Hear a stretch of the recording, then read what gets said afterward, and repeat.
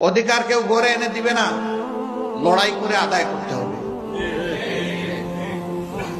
এবং আমরা চাই প্রত্যেকটি নাগরিক তার ন্যায্য অধিকার পান। এখানে কোনো রাজনৈতিক জমিদারি আমরা বরদাস্ত করব না। রাজনীতিবিদরা হবেন জাতির স্রেফ সেবক, এর বাইরে তাদের কোনো পরিচয় নেই।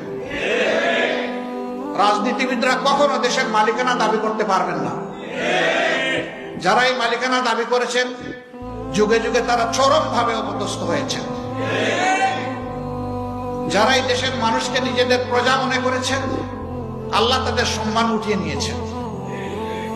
আর যারা মানবতাকে সম্মান করেছে, শ্রদ্ধা করেছে, আল্লাহ তাআলা তাদের সম্মান বৃদ্ধি করে দিয়েছেন, তাদের শক্তিকে সংহত করেছেন। আল্লাহর সাহায্য তাদের পিছনে এসেছে। আমরা আল্লাহর সেই সাহায্যের প্রত্যাশী। এমন একটা জাতি আল্লাহ তাআলা আগামী দিনে আমাদেরকে গড়ার তৌফিক দিন, যেখানে মানুষে মানুষে কোনো ভেদাভেদ থাকবে না।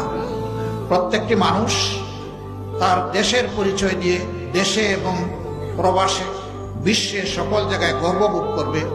এমন একটি জাতি গড়ার জন্য, এই জাতি গড়ার যারা কারিগর, আল্লাহ তাআলা তাদেরকে হুঁশ জ্ঞান দিন, দায়িত্ববোধ তাদের মধ্যে জাগ্রত করে দিন, এবং তারা যেন সত্যকে ধারণ করে সামনের দিকে এগিয়ে যেতে পারে। আল্লাহ তাদেরকে সাহায্য